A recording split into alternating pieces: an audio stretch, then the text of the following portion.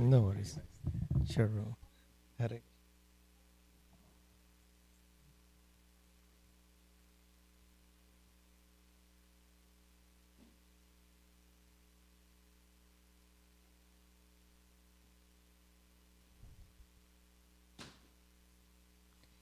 Hare.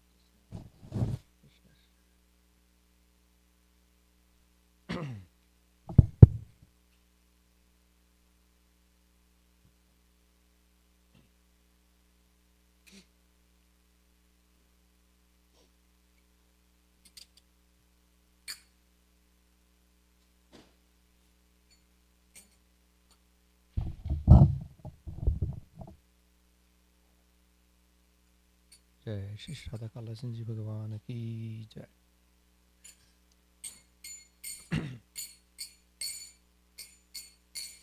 जय राधा माधव कुंज बिहारी।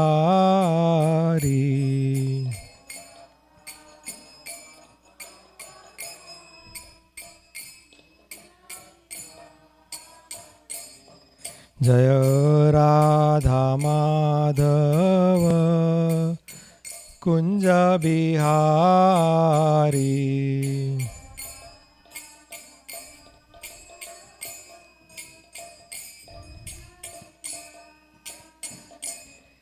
जय गोपी जन वल्लभ गिरिवरधारी।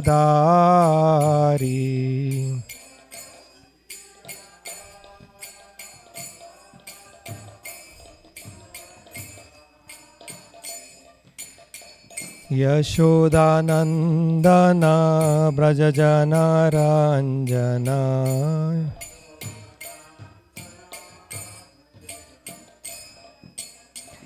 यमुना तीर वनचारी।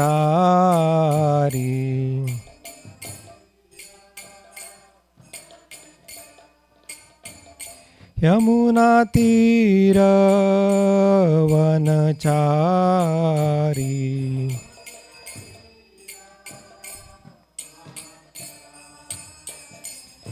हरे कृष्णा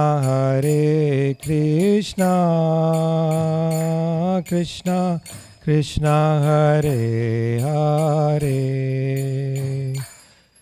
हरे राम राम राम हरे हरे।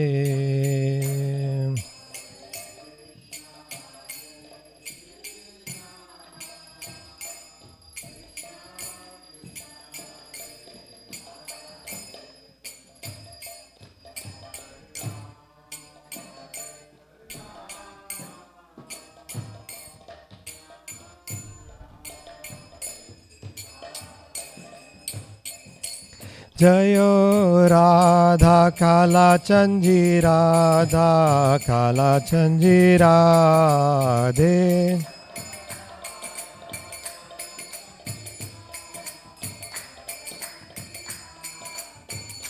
जय राधा गोविंद राधा गोविंद राधे।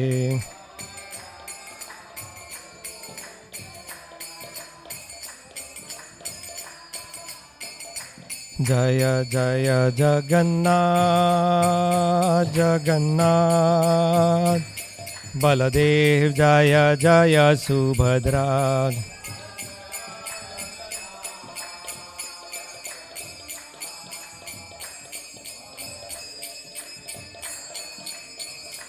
जय गौरनीताय गौरनीताय गौरनीताय जय गौरनीताय।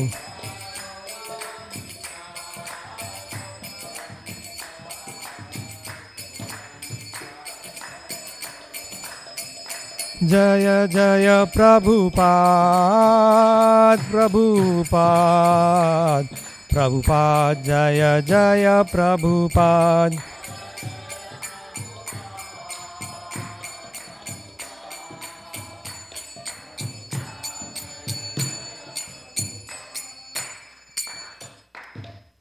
जय श्री राधा कृष्ण जी भगवान की जय. Reading from Srimad Bhagavatam, Canto 9, Chapter 18, Text 2. As you can see, the chapter is entitled King Yayati Regains His Youth. We'll recite the verse first. Rajyam naichadyati pitra dattam tatpari namaved yatra pravishta purusha atmanam navabudhyate.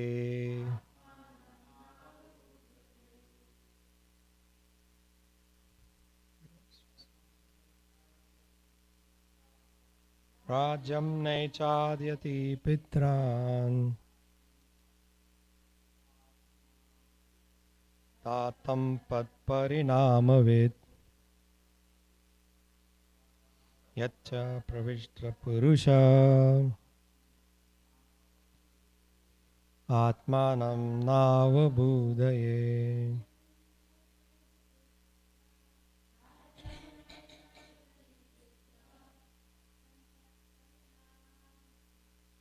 Tam tat parinamavid yatra pavishta purusha atmanam navabuddhaye. Rajannaishadyati pitra tattam tat parinamavid yatra pravishta purusha atmanam navabhutaye. Rajyam naichadyati pitra dattam tat parinamavrit yatra pravishta purusha atmanam navabudhyaye. Translation. When one enters the post of king or head of the government, one cannot understand the meaning of self-realization. Knowing this, Yati, the eldest son of Nahusa, did not accept the power to rule, although it was offered by his father. Om Ajnanatimmirandasya Jnananjana Shalakaya Chakshurun Militam Yena Tasmai Shri Guruve Namaha. Jai Shri Krishna Chaitanya Prabhu Nityananda Shri Advaita Gadadhara Srivasadi Gaura Bhakta Vrinda. Hare Krishna Krishna Krishna Hare Hare, Hare Ram Ram Ram Hare Hare. We'll read from the purport by His Divine Grace A.C. Bhaktivedanta Swami Srila Prabhupada.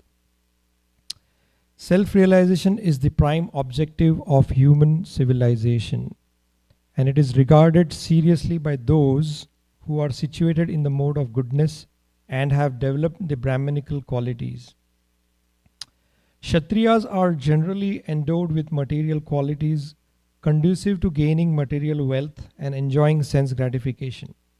But those who are spiritually advanced are not interested in material opulence. Indeed, they accept only the bare necessities for a life of spiritual advancement in self-realization. It is specifically mentioned here that if one enters political life, especially in the modern day, one loses the chance for human perfection. Nonetheless, one can attain the highest perfection if one hears Srimad Bhagavatam. This hearing is described as Nityam Bhagavata Sevaya.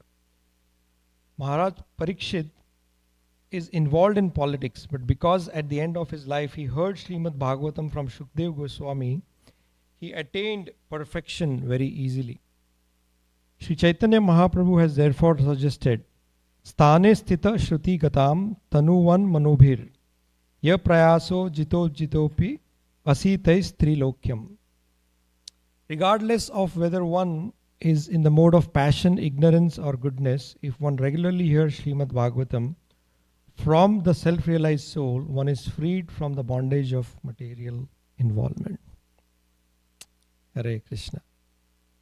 So, as always, Srila Prabhupada gives us the best understanding of every shloka, so we can digest the teachings of Srimad Bhagavatam for our own benefit. This particular canto is entitled Liberation, and through the previous chapters there are descriptions of the various dynasties of the sons of Manu, the lineage, the ancestry. After having described the lineage up to the appearance of Lord Ramachandra, who was born in the Surya Vamsha, Shukdev Goswami starts to explain the lineage of Lord Krishna, or the Chandra Vamsha. And as part of the Chandra Vamsha, these stories come. One of the stories is of King Yayati and his father Nahusa.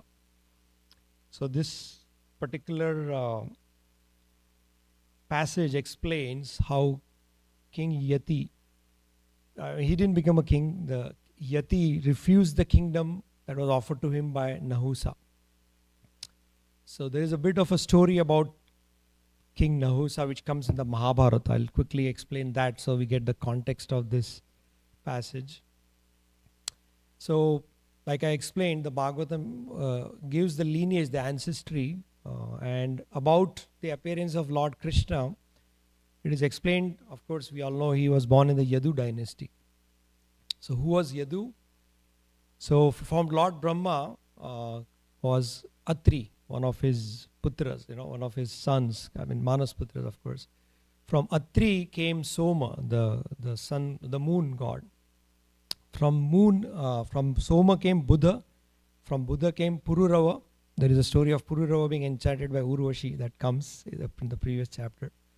From Pururava came Ayu, and from Ayu came Yayati. And Yayati had 5 sons, one of them was Yadu. And then the 15th generation from King Yadu was Lord Krishna.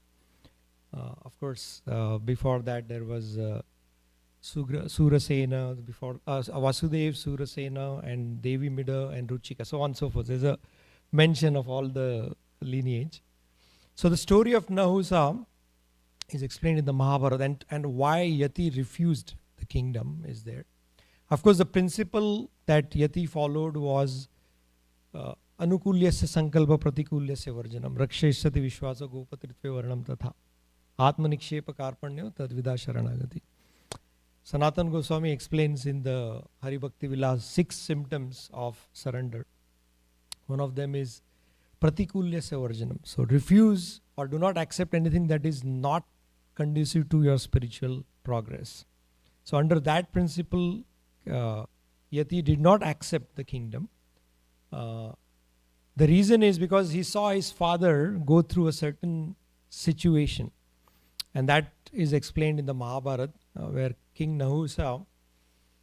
So the story goes as follows. Like as I said, he was born to Ayu, who was the son of Pururava, and by some providence, when he was very young, he got kidnapped by a demon.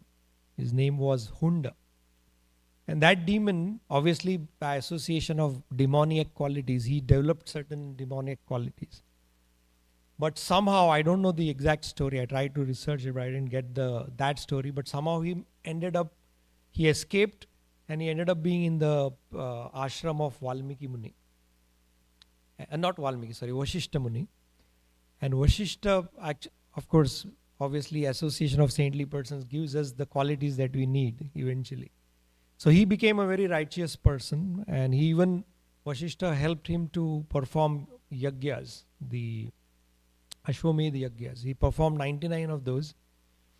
And obviously when you perform 100 Ashwamedh yagyas, you are eligible to the post of Indra. That is the spiritual injunction. So it so happened that Indra, the actual position Indra, had to go into hiding when he killed Vritasura. he had to do some pious atonements. And at that time, the demigods, all the gods chose Nahusa to be the temporary Indra. And he was brought to the position of Indra. And unfortunately, because that position is a very, very, I mean, it has like in the position of Indra, you have access to almost everything, and you're almost the supreme controller within the domain of a particular universe. And he became enamored by that. He also became enamored by the beauty of Indra's wife Sachi.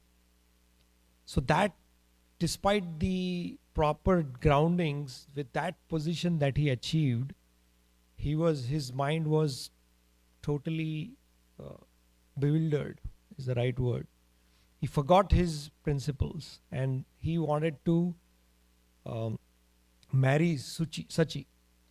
So she said, I cannot marry, I already have King Indra, the real Indra, as my husband. But if you want, she put a very difficult task in front. She said that you should come and get me in a palanquin which is held by the Sapta Rishis, the 7 Rishis, like Atri, Agatsya, Pulatsya, Bhrigu. They change in the various Manus, but we know them like Jamadagni, Gautama Rishi, Kashyapa Rishi, Vashishta, Vishwamitra. So these are all the Rishis, and what we call as Gotra, if you do any religious or ritualistic ceremonies, they ask for Gotra. So Gotra is one of the 7.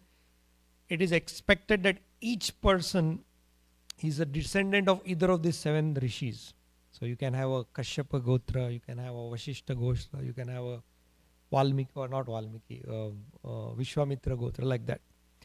So he said, I will do it. And he forced the Sapta Rishis to actually carry him in a palanquin. That was his this crazy lust, for that. And it is said that Agatsya was relatively shorter of the other Sapta Rishis.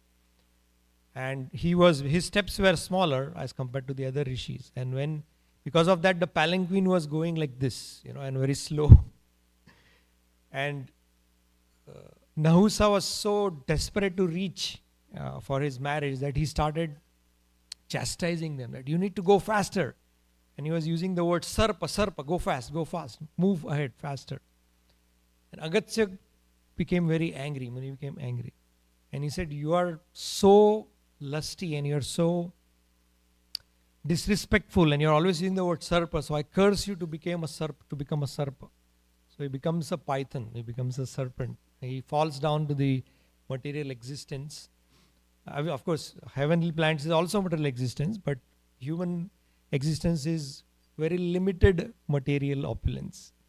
So he falls to that, and eventually in the Mahabharata, the story comes where he tries to devour Bhima when they are in the forest. And that's where he comes in contact with the Pandavas. And there is a conversation between Yudhishthir Maharaj and Nahusa in the form of a python. And then he gets eventually liberated.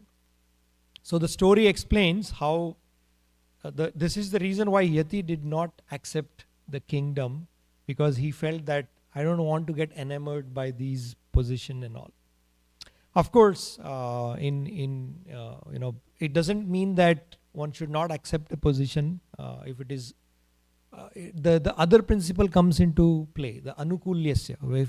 If it is the instruction of the guru or the need of the beneficiary of the community or the society, that becomes it is anukulyasya sankalpa. You have to accept it with that mood.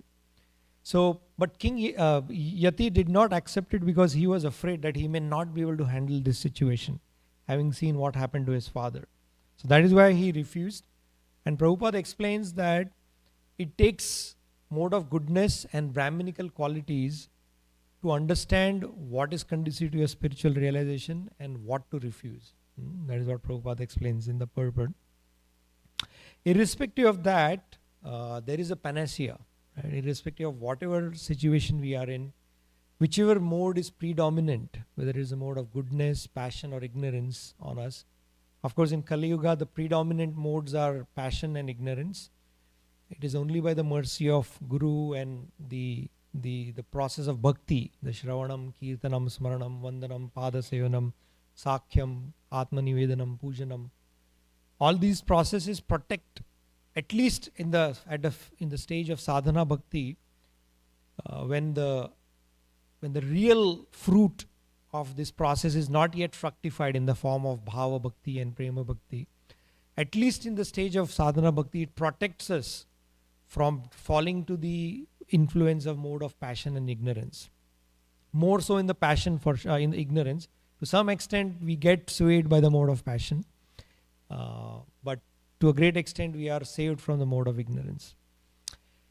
Anyways, for the what I wanted to predominantly share for today's discussion was this process, is the fundamentals of the process of Shravanam or hearing. Like here Prabhupada explains that hearing the Srimad Bhagavatam, Nityam Bhagavata Seva, is the cure, irrespective of whether you are in a position, you are not in a position, whatever the modes we are operating in. Like the gopis, when they sing the Gopi Gita, they sing, right? Tava kathamritam tapta jivanam kavibirivitam kalmashapaham shravana mangalam srimadatatam bhuvi grindanti ye de bhurida jana. So they explain that your pastimes are like the shower on the people who are like burning, tapta jivanam. So there are, I don't want to go into the details of that shloka, but suffice to understand that the reason primarily the Lord performs these pastimes is for us to hear, so that we get purified inside out, not just externally. There is a shloka in the Bhagavatam, I think 2.3.20, which I don't remember the exact shloka, but it explains that having achieved a human life, if we cannot hear the glories of the Lord, then our ears are like the holes in which snakes are only, our ears are only fit as holes where snakes can reside. And our tongue is only fit to be like the tongue of a frog, which only croaks. And Prabhupada would always give the example that if you just speak, it's like a frog which is croaking, just inviting the snake, the time of snake to come in and engulf you. So Shravanam is very, very fundamental for nurturing the seed of bhakti that we all have received by the mercy of Srila Prabhupada as our Shiksha Guru and our Diksha Gurus. But it is our responsibility to grow it. Having received it, it is all the more important to understand that fortune and act towards fructifying it to the level of Bhava Bhakti and Prema Bhakti. So I thought I'll share a few things which I've heard through various classes or heard or read in different, this is a compilation of things. So first of all, what I'm going to share is what are the different types of hearing, or what are the various scenarios in the process of hearing based on the Shrota and the Vakta. What are the qualifications of a speaker, what are the qualifications of a listener, and based on those, what are the 4 scenarios that develop, so that we understand how this process of hearing actually gives the impact that we all keep hearing about Bhagavatam. Sometimes it doesn't create that effect, and there is a mismatch between what we read and what we actually experience. So these fundamentals of hearing can help us align with the Shruti Phala, as they say, the benefits of hearing the Srimad Bhagavatam. So first of all, we should understand that hearing is the first sense that develops when we receive a human body. When we are still in the womb of the mother, we can still hear. Even if we cannot see, maybe we can sense things, but the scriptures explain that the first sense that develops, with which we can gain the knowledge of the external environment around us, is hearing. And the last to go is also hearing. That is why when somebody is like about to leave his body, even though he is externally unconscious or semi-conscious, the devotees always chant. They keep chanting the holy name so that at least the hearing is there. And I've seen many situations, like especially when some devotees were about to leave their body, His Holiness Radhanath Maharaj, wherever he is, he would make a call and chant the holy name in the ears of the person leaving the body. So yes, that's why hearing is the first sense that we receive and the last to go. So that's why it's the most effective and important sense. Our bhakti starts with hearing, right? We heard it. We must have seen some devotees, we must have seen something, but essentially unless we heard, that's why Shravanam, the first process. Unless we hear, to the extent our hearing is effective, to that extent all the other process of bhakti becomes strengthened. That is the foundational aspect. So then there are 4 types of hearing. First hearing is called as inattentive hearing, or just like they say, hearing, not listening. Are you listening? No. Like that. So it just like words falling on our ears and we are not even registering it. That's called as inattentive hearing. It happens like, many a times. Here it's not there, but in India there's a different system of cooling. It's called the air conditioning unit. So it's in the room. So when it's on, you become used to that sound. We don't even register it. Only when it stops, you suddenly hear, oh, it was running, So that's like inattentive hearing. We are not even cognizant of it. So that is inattentive hearing. It's just, as they say, in Hindi there's a saying, ek kaan se suna, dusre kaan se nikal de. So you hear from one ear, it enters and goes out from the other. Nothing registers. So that is inattentive hearing. The second is selective hearing or selective listening, meaning we listen to the message, filtering it through the prejudice we have in our mind. The prejudice about the speaker, prejudice about the subject, prejudice about what we feel we already know about the subject. So that becomes selective hearing, that I want to only hear this much portion of it because I think the other portion is not right. Something like that. So that is selective hearing. The third is attentive hearing, but it is still different from the 4th stage, which is called as emphatic or receptive hearing. So attentive hearing is you're attentive, but it reaches only your ears and to some extent your mind is involved. But receptive hearing, which is the best form of hearing, is when we hear with the open heart. There is this concept of chintan, means whatever you hear, we should, as sadhakas, we should try to, it's like regurgitating, like when the cow, she eats, it regurgitates within her body, then it becomes eventually milk, which is so, auspicious for the humans.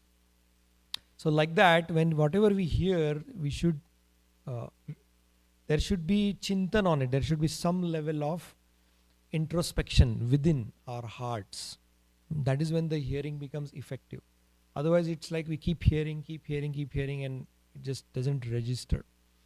So that chintan is important. Whatever, it's not the quantity of the hearing, it's the quality of the hearing that really brings the difference in our spiritual life.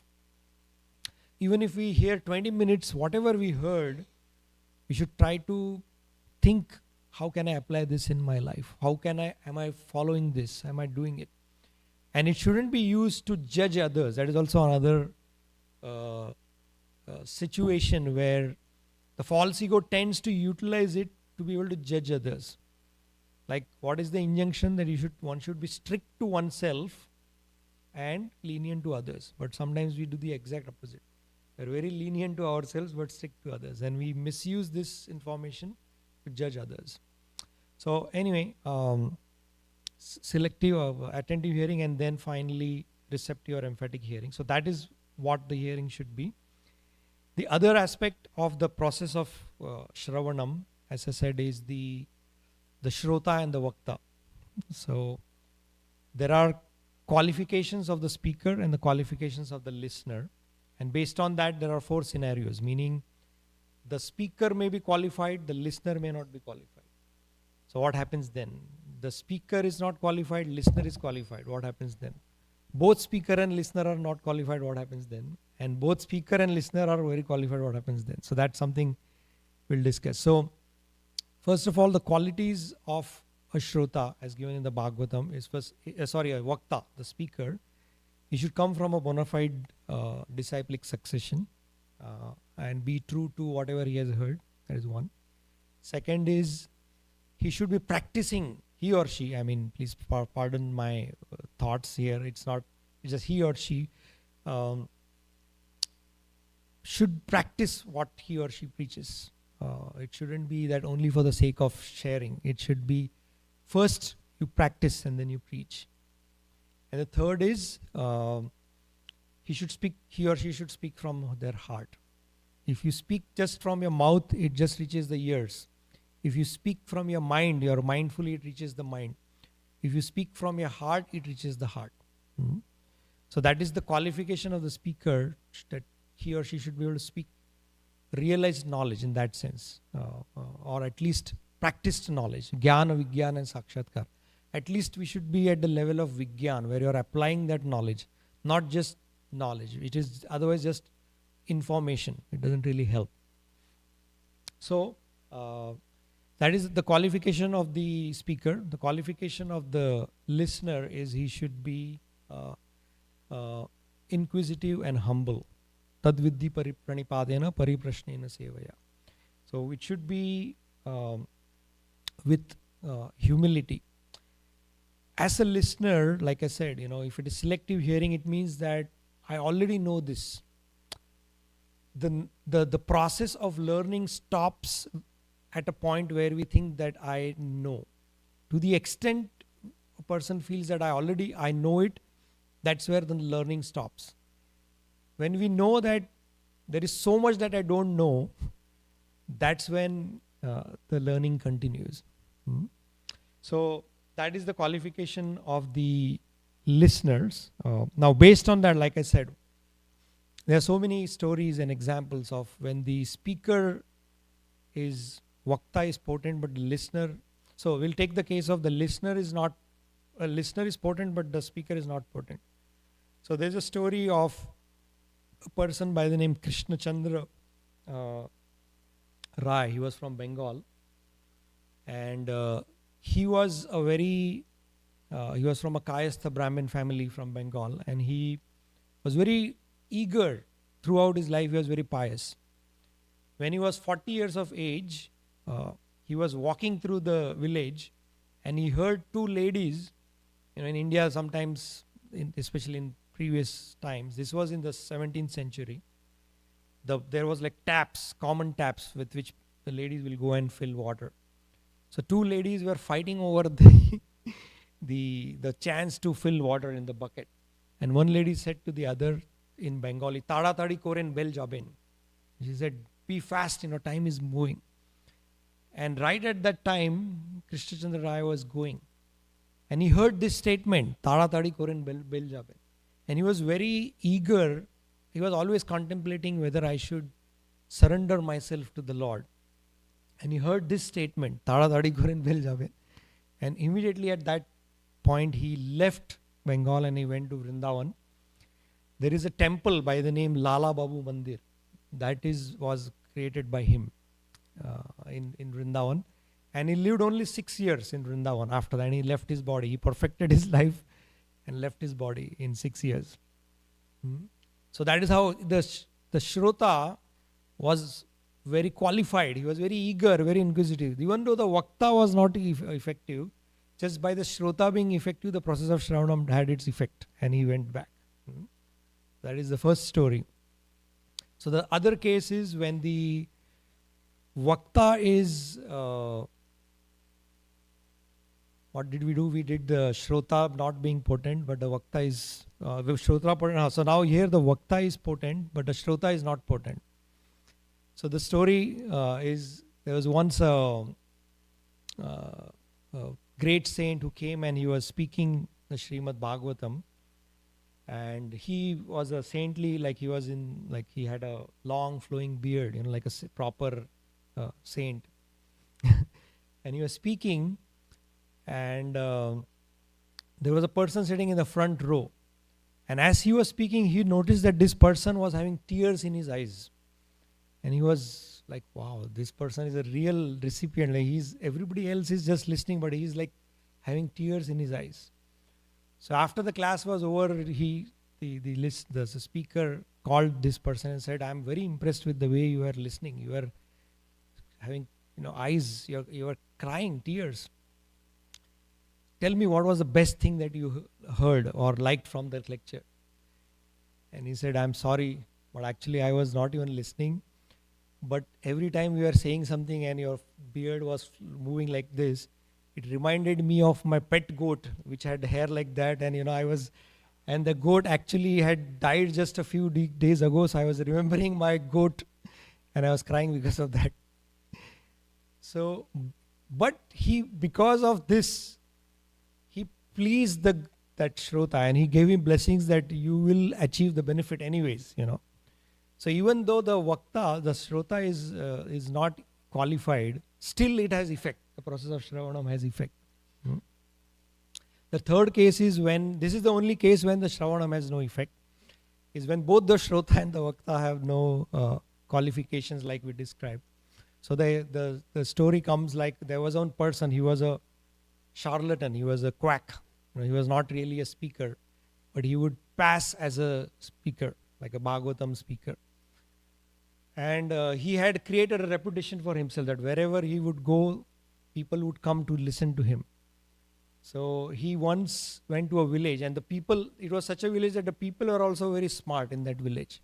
So they thought, we will try to expose this person this time. So they all went, and this person came, and he first asked a question to all the speakers, listeners. He said, how many of you know about God? So nobody raised their hand. So he said, no, none of you know about God? I don't need to speak. You're not even interested. And he goes away. And these people say, what is going on? They said, we need to... So they are the leader of the community says, next time, let's invite him again. And next time when he asks this question, everybody raise the hand. So he comes back and he asks the question, how many of you know about God? Everybody raises the hand. So he said, since everybody knows about God, I don't need to speak. And he goes away. And these people, we need to somehow expose this guy. We need to figure out something. So then they decide amongst themselves, and next time we'll call him again and we ask the question, half of us will raise the hand and half of us will not. So then again he comes and he asks the same question, and how many of you know about God? So this time, as they planned, only half of the people raise the hand. He said, those of you know about God, I explained to those of you don't know, and then he goes away. So this type of Shravan obviously has no effect when both the Shrota and the Vakta are useless. But when both the Shrota and the Vakta have the qualifications, then look at what happens. We know this. Shukdev Goswami and Parikshit Maharaj, both the epitome of listening and hearing. What happened? Not just Parikshit Maharaj was delivered, but generations to come are delivered just by that one process of Shravanam that happened in Naimisharanya. So that is the power of the scenarios. Now we'll discuss, I have 2-3 minutes. So the last thing I wanted to share is what should we hear and what should you not hear. That is also given in the scriptures. Obviously, we heard that Srimad Bhagavatam. What is Srimad Bhagavatam? Srimad Bhagavatam, of course, it's a compilation based on Narad Muni inspiring Vyasadeva to compile the final word of the Vedas. But in general, Srimad Bhagavatam is listening to the Nama, Rupa, Guna and Leela of the Lord. Understand, hearing the holy names, the glories of the holy names, the beautiful descriptions of the appearance or the appearance of the Lord. Appearance means not necessarily appearance, his form. Yeah, thank you. And then his various qualities. Krishna is Ananta, he is infinite, but for our comprehension, the Acharyas have given, like in Bhakti Rasamrita Sindhu, there are 64 qualities, right? So, like that, we hear the Nama, Rupa, Guna, and Leela, the pastimes of the Lord. And even more effective than the pastimes of the Lord are the pastimes of the Parikar of the Lord, the disciples of the Lord. If we hear the pastimes of how there was the exchange of pure love between the Lord and his devotees, that is even more powerful. Hmm? That is what we should hear. The glories of the disciples or devotees of the Lord. Krishna himself is most pleased when we glorify his devotees. There is a story, I won't go into the story, but there is a story of a devotee name by the name, he was a king by the name Chandrahas. He became a king. And this was narrated when, after the Mahabharat war, when they were instilling Yudhishthir Maharaj as the king, they sent the horse, there is a pratha of sending the horse, and whoever captures the horse, they have to fight. And there was a place, I forgot the name, where the horse did not return, the horse died.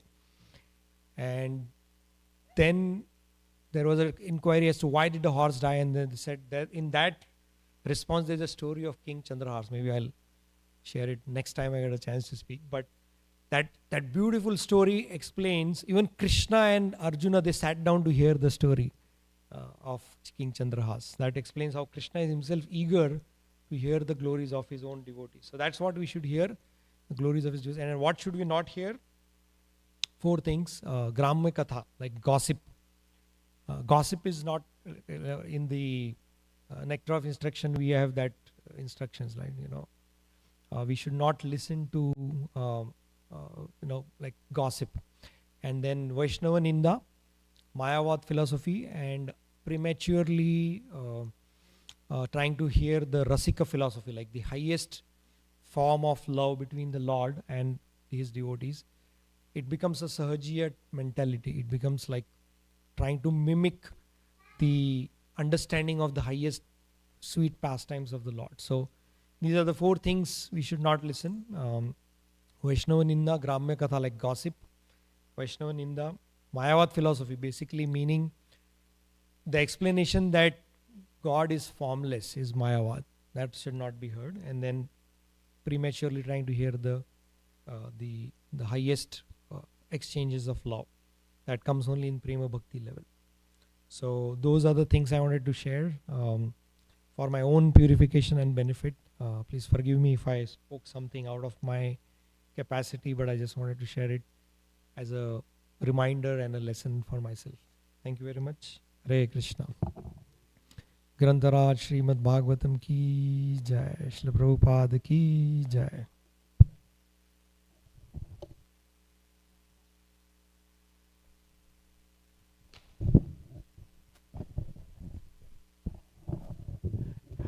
I have some little question to ask you, Prabhu. Hey, say it like this: if a person in a mental hospital saying they hate Krishna, would the Yamadus get them?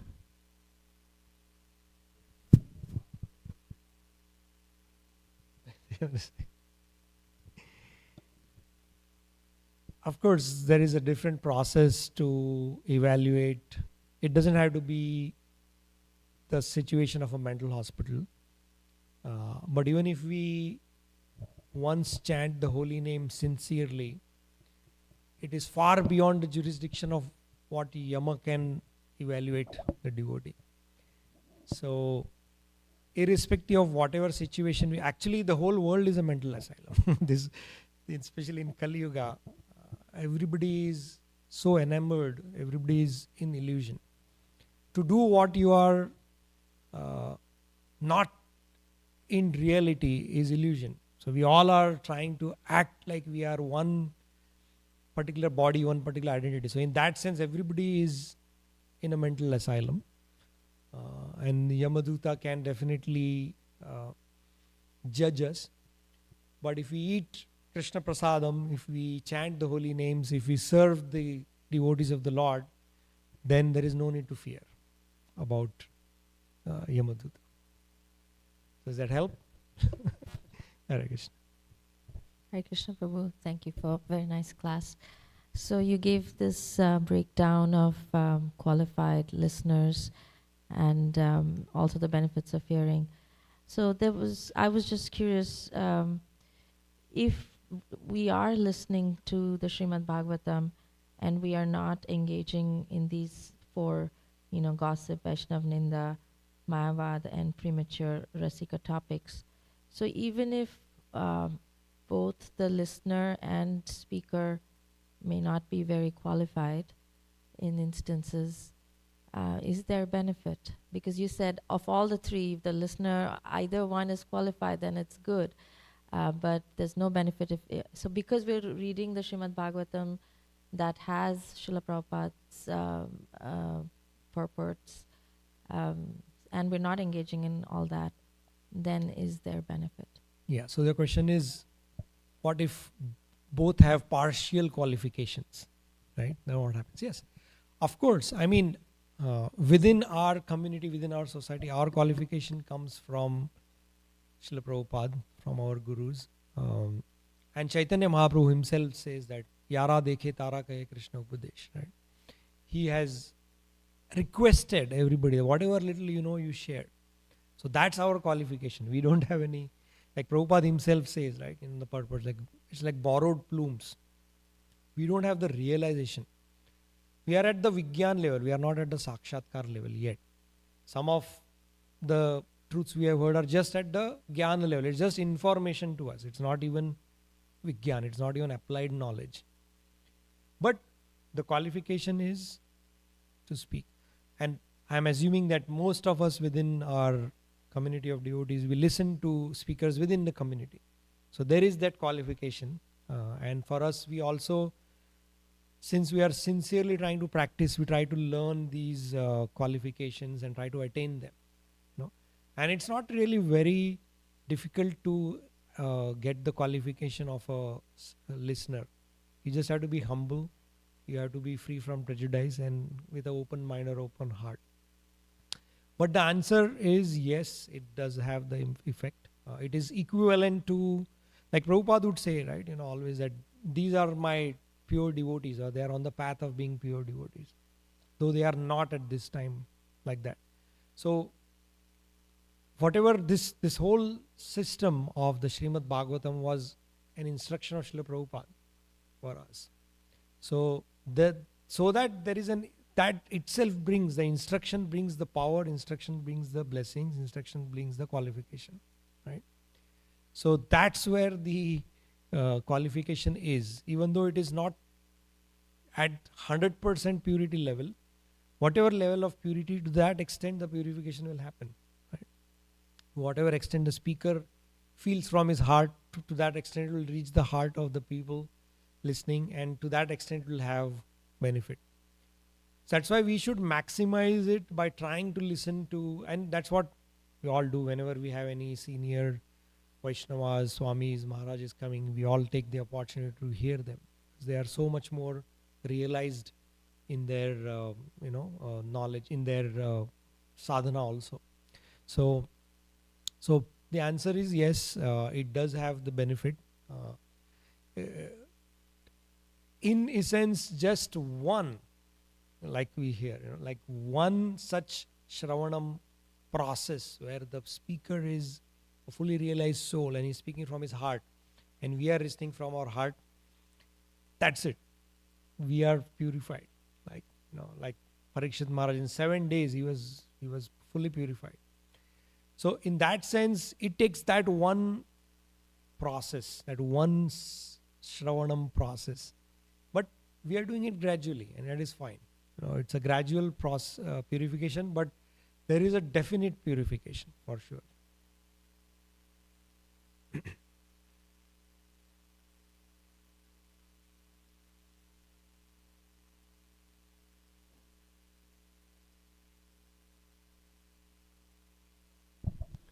Hare Krishna, thank you for the very nice class. It was very, amazing how you can keep all of that together. And I appreciate the stories also to illustrate the points. It really helps me.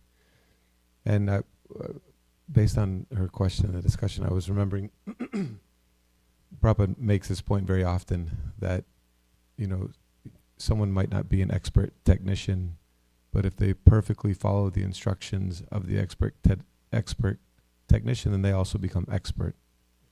And that if we just repeat what we're hearing from Prabhupada and our spiritual masters without, deviation, then we also become perfect at that. You want this one?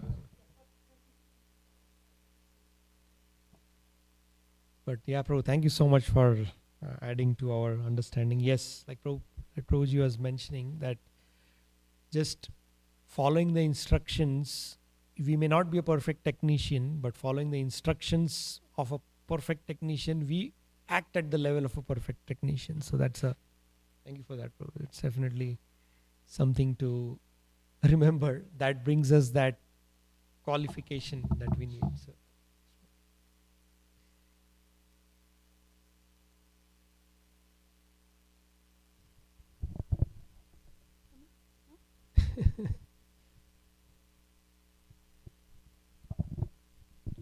Hare Krishna Prabhu, thank you for this nice class. So, in the start, like you said, very nice things which I was thinking. So when they say that when you are in a position like here in the head position, Yati refused to be in that position. And I was thinking that in our life we get several opportunities where our mind goes to choose the materialistic things. Like for example, I was thinking few months ago that, oh, I should go to New York and have a good job. But then, like big, good money and everything, and then choosing Krishna, like I was thinking it needs, we are in ignorance if we are moving towards the materialistic things, and to choose Krishna is like lack of removing that ignorance and to have that love for Krishna to stay back. And also from the story I learned that you have to think, okay, if you go there, what you are lacking. Like if you go to materialistic thing, I'm gonna lack this association and devotees, and correct. This is more important to me. So I was just reflecting on this points, and if you want to add anything which helps me not to chase materialistic things. So, real quick, since you mentioned about the principle in general has been spiritually that you follow the instructions of your father. Lord Ram gave that example that he was asked to go away from the kingdom the day prior to his coronation, and he went. But Prabhupada actually explains, I'm just deviating a little bit, but I'll come to the point. Why did Yati refuse? And actually, Yadu also refused. Like later on in the story, King Yayati, he asks that his youth, I won't go to the story, but he asked that somebody exchange my old age. He was cursed by Shukracharya that you will become old, but he still wanted to enjoy. So he asked one of his 5 children. Yadu refused, but his youngest Puru he accepted. And Prabhupada gives a purport that because at some point under Yadu's dynasty, Lord Krishna was to appear, whatever he did was right. Even if externally it feels like it is going against the injunction that you should accept the instructions of your father, which Lord Ram himself is exemplifying. Yadu not accepting the instruction of his father was for a higher cause, right? Because at some point in the Yadu dynasty, Lord Krishna had to appear, and that was the ordained. So the point I'm trying to say is in your, like in any example like this, there may be overall instructions, but the final instruction should come ideally from Guru. If we don't have a Diksha Guru, from a Shiksha Guru, where we discuss the things more in details, like, the very fact that you are recognizing this itself is glorious. That I want to prioritize my spiritual progress and well-being over a delta material well-being, right? Probably you already have a job, you probably are earning certain amount. You are looking at, can I earn that extra amount of money? But that might come with a drop in my association, right? So that itself is, Krishna is very pleased with that by itself. Now, on a practical lens, that's where we have to, you have to discuss with a Shiksha Guru, somebody whom you can trust, and then discuss. Of course, by Prabhupada's mercy, wherever we go, we have the same sweetness, in today's day and age. But if there is a certain level of spiritual advancement we are already experiencing in the association of a certain group of devotees, then by all means. And if we sacrifice that, I can tell you here, sitting on the Vyasasan, that whatever you felt was a delta will automatically be. Krishna just tests. He likes to test his devotees.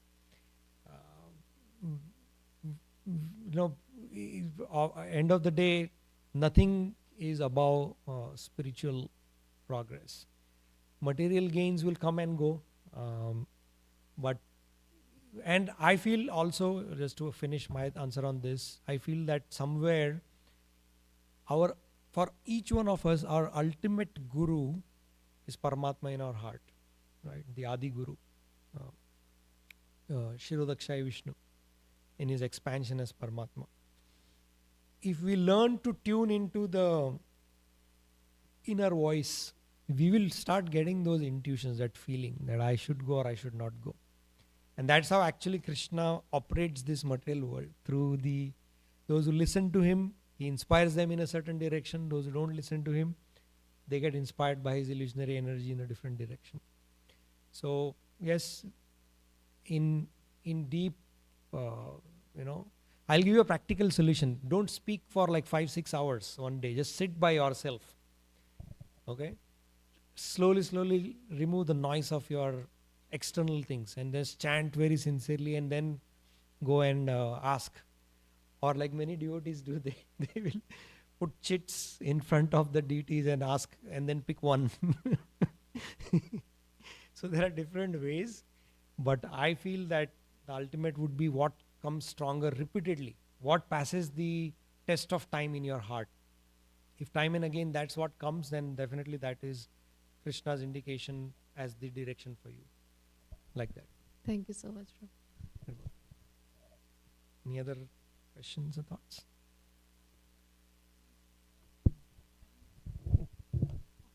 I think that's where association matters so much. So if you have the right association, wherever you go, the devotees are like a safety net for you. So I don't know where I read this, but friends or associates, they are the ones who'll guide you back, even if you're going away from the path. So once you have that strong foundation in that kind of association, I think you are safe to a certain extent. That's all.